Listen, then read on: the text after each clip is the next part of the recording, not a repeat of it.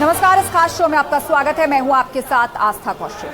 सीमा हैदर पाकिस्तान से भारत आ गई और अंजू भारत से पाकिस्तान चली गई। अब इन दोनों की लव स्टोरी पर फिल्म बनाने की तैयारी हो रही है। नमस्कार, मैं हूं आपके साथ अमित गर्ग शुक्ला। मैं आपको बताऊंगा कहां मिला है स्टोर कीपर के घर करोड़ों का कैश।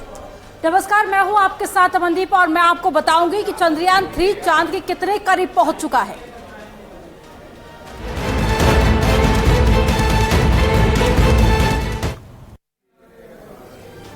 मेरा अब्दुल ऐसा नहीं है, ये वो नाम है जिस नाम की फिल्म अंजू जो भारत से पाकिस्तान चली गई उसकी लव स्टोरी पर बनाई जा सकती है। और इसके साथ साथ सीमा और सचिन की लव स्टोरी पर बनने वाली फिल्म का नाम भी सामने आ गया है, जिसका नाम है कराची टू नोएडा। आपको रिपोर्ट दिखाते हैं।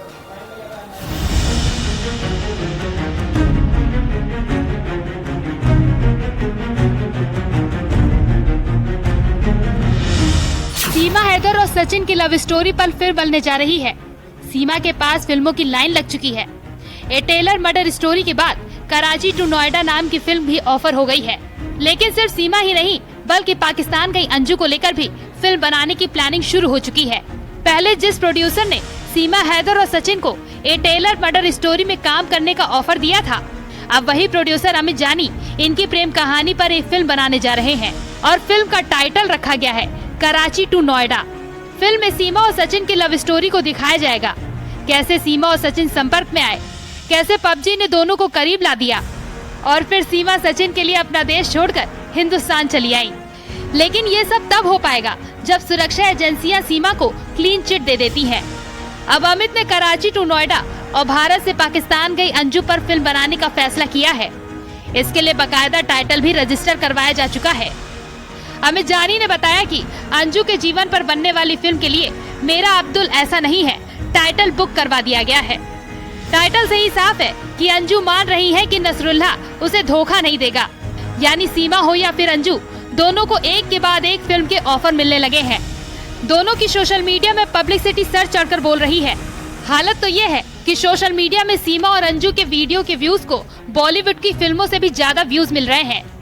सीमा के जीवन पर बनने वाली फिल्म के लिए टाइटल भी रजिस्टर करवाया जा चुका है और जल्द ही सीमा हैदर पर फिल्म कराची टू नोएडा का थीम सॉन्ग भी लॉन्च किया जाएगा। वहीं पाकिस्तान में अंजू को लेकर भी लोग दीवाने हुए जा रहे हैं। अंजू को महंगे महंगे गिफ्ट मिल रहे हैं और हो सकता है जल्द ही अंजू और सीमा पर आपको फिल्म भी देखने को मिल जाए। Bureau report, news 18।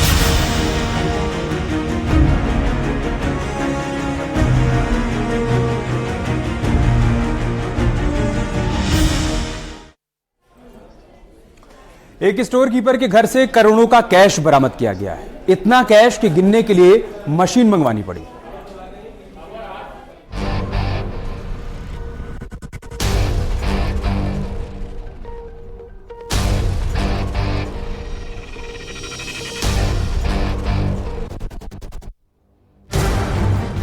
महंगाई के इस दौर में आम लोगों के लिए रोजी रोटी चलाना मुश्किल है, लेकिन जरा ये शानो शौकत देखिए।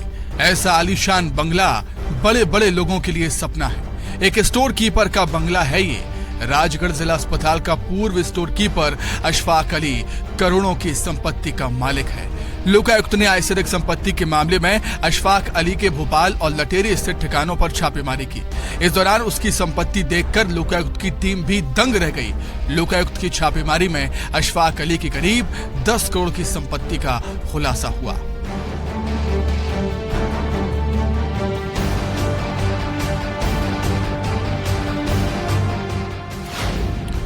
काली कमाई का स्टोर कीपर निकला अशफाक। लोकायुक्त की छापेमारी में 10 करोड़ की संपत्ति का खुलासा। करोड़ों की बेनामी संपत्ति के दस्तावेज बरामद। भोपाल स्थित मकान में बड़ी मात्रा में कैश मिला। गहने, लग्जरी गाड़ियां और कीमती सामान मिले। पत्नी रशीदा बी के नाम पर 16 चल संपत्तियां। चल संपत्तियों की कीमत 1.25 करोड़। लटेरी में 4 मकान। एक मकान में 14,000 स्क्वायर फीट का निर्माण, 3 कॉम्प्लेक्स और 1 एकड़ जमीन। आलीशान मकान बनाए जाने की मिली जानकारी। परिजनों के नाम पर खरीदी संपत्ति। जिला अस्पताल का स्टोर कीपर अशफाक अली काली कमाई का स्टोर कीपर निकला है। बताया जा रहा है कि लोकायुक्त को लगातार आय से अधिक संपत्ति की शिकायत मिल रही थी, जिसके बाद पुख्ता सबूत जुटाकर लोकायुक्त की टीम ने छापेमारी की, जिसमें करोड़ों की संपत्ति का खुलासा हुआ। मध्य प्रदेश में काली कमाई के धन कुबेरों पर लगातार कार्रवाई जारी है। लोकायुक्त की टीम ने अशफाक अली के घर पर एक छापामार कार्रवाई की है। न केवल राजधानी भोपाल के इस घर पर कार्रवाई की जा रही है, बल्कि उनके लटेरी स्थित आवास पर भी कार्रवाई जारी है। बताया जा रहा है कि मेडिकल विभाग में स्टोर कीपर के तौर पर वो पदस्थ थे और अब तक जो कार्रवाई है उसमें करोड़ों की बेनामी संपत्ति की जो चाहे चीजें हैं वो सामने निकल कर आई है। चाहे दस्तावेजों की बात करूं, नकदी की बात करूं, 2 टीमें लगातार इस मामले को लेकर सर्च कर रही है, क्योंकि लोकायुक्त को लगातार ये जानकारी जो मिल रही थी उसके बाद पूरी तफ्तीश की गई, एक छानबीन की गई और जब पुख्ता सबूत मिले और उसके बाद जो है वो कार्रवाई की गई। बताया है कि अल सुबह जो सर्चिंग की टीम है वो न केवल राजधानी के जो लालघाटी इलाके में इनका आवास है वहां पर पहुंची थी, बल्कि जो लटेरी में इनका घर है वहां पर भी कार्रवाई पहुंची थी। तमाम जो अकूत संपत्तियां हैं वो यहाँ पर देखने को मिली, चाहे जमीन की बात हो, जो प्लॉट है वो भी मिले हैं, कुछ निर्माणाधीन बिल्डिंग्स भी हैं, बंगले हैं जो वो मिला। इसके अलावा महंगी गाड़ियां और अन्य जो उपयोग की चीजें वो भी इनके आवास पर मिली हैं। तो अभी लोकायुक्त की टीम जो है वो लगातार इस मामले की पड़ताल में जुटी हुई है और जब ये पड़ताल पूरी होगी तब ये पता किया जा सकेगा कि आखिर कितनी अधिक आय से अधिक संपत्ति इनके द्वारा अर्जित की गई थी। लेकिन फिलहाल जो लोकायुक्त की टीम लगातार कार्रवाई करने में जुटी हुई है। कैमरामैन मोहसिन के साथ सैलन सिंह, न्यूज 18 भोपाल।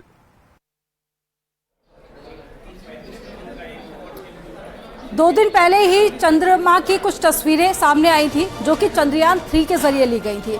अब आपको एक रिपोर्ट के जरिए दिखाते हैं कि चंद्रयान 3 चांद के कितने नजदीक पहुंच चुका है। 10, 9, 8, 7 प्लस 5 सेकंड्स। चांद अब भारत की पहुंच से दूर नहीं है। भारत का चंद्रयान 3 धीरे धीरे अपने मिशन की तरफ बढ़ता ही जा रहा है। इसरो के वैज्ञानिकों की धड़कनें बढ़ रही हैं, तो वहीं चांद पर जीत का वो पल देखने के लिए पूरा देश बेसब्री से इंतजार कर रहा है। चंद्रयान 3 चांद के बहुत नजदीक पहुंच चुका है। 6 अगस्त को रात करीब 11 बजे चंद्रयान 3 की ऑर्बिट घटाई गई, जिसके बाद आज दूसरी बार चंद्रयान की ऑर्बिट घटाने की कोशिश है। अब 14 अगस्त को इसरो चंद्रयान को चांद के ऑर्बिट में भेजेगा। 17 अगस्त को चंद्रयान 3 के प्रोपल्शन और लैंडर मॉड्यूल अलग हो जाएंगे। 18 और 20 अगस्त को चंद्रयान 3 के लैंडर मॉड्यूल की डी ऑर्बिटिंग होगी और इसी के साथ ही चंद्रयान को चांद पर लैंड कराने की प्रक्रिया शुरू हो जाएगी। और उसके बाद आएगा 23 अगस्त, जिस दिन भारत चांद को अपनी मुट्ठी में कर लेगा। इसी दिन चंद्रयान की चांद पर सॉफ्ट लैंडिंग कराई जाएगी। लैंडर विक्रम चंद्रमा की दक्षिणी ध्रुव के पास लैंड करेगा। इसरो के वैज्ञानिकों ने 1 अगस्त की रात करीब 12 बजे स्पेस शिप को पृथ्वी की कक्षा में चांद की तरफ भेजा था। इसरो के वैज्ञानिकों ने 1 अगस्त की रात करीब 12 बजे स्पेस शिप को पृथ्वी की कक्षा से चांद की तरफ भेजा था, जिसे विज्ञान की भाषा में ट्रांसलूनर इंजेक्शन कहते हैं। स्पेस शिप को चंद्रमा तक पहुंचाने के लिए 3 चीजों का इस्तेमाल किया गया है, जिसे टेक्निकल भाषा में मॉड्यूल कहते हैं। पहला है प्रोपल्शन मॉड्यूल, जो स्पेस शिप को उड़ाने वाला हिस्सा होता है। प्रोपल्शन का काम लैंडर और रोवर को 100 किलोमीटर तक की लूनर ऑर्बिट तक ले जाने का है। दूसरा है लैंडर मॉड्यूल, जो शिप को चंद्रमा में उतारने वाला हिस्सा है। लैंडर मॉड्यूल लैंडर के कंप्लीट कॉन्फ़िगरेशन को बताता है। वही तीसरा रोवर है, जिसमें 6 पहिए लगे हैं। 17 अगस्त को चंद्रमा से 100 किलोमीटर ऊपर प्रोपल्शन मॉड्यूल से लैंडर अलग होगा। वैज्ञानिकों के लिए चांद पर चंद्रयान 3 को उतारना सबसे बड़ी चुनौती है, क्योंकि चंद्रयान 2 भी इसी टाइम फेल हुआ था। धरती से चांद की दूरी करीब 4 लाख किलोमीटर है। वहीं मंगल की बात करें तो उसकी दूरी 3,390 लाख किलोमीटर है। लेकिन फिर भी स्पेसशिप की लैंडिंग चांद पर खतरनाक होती है, क्योंकि मंगल में वायुमंडल होता है लेकिन चांद पर नहीं। इसलिए किसी भी भारी चीज को चांद पर लैंड कराना चुनौती है। 23 अगस्त को शाम 5:47 पर लैंडिंग होगी और उसमें से रोवर प्रज्ञान बाहर निकलेगा। उसके बाद रोवर चांद की सतह पर अपने प्रयोग करेगा। 14 दिन तक रोवर चांद में घूमेगा। रोवर पर लगी कई कैमरों की मदद से चांद के बारे में अहम जानकारी मिलेगी। ये अभियान चांद की सतह पर रासायनिक तत्वों और मिट्टी और पानी के कणों जैसे प्राकृतिक संसाधनों को देखेगा। चांद की बनावट को लेकर और भी नई जानकारियां देगा। वैज्ञानिक परीक्षण के लिए यान अपने साथ कई उपकरण लेके गया है, जिसमें सिस्मोमीटर भी शामिल है, ताकि चांद के भूकंप को मापा जा सके।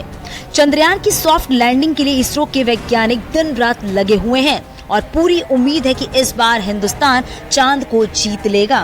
Bureau report, news 18।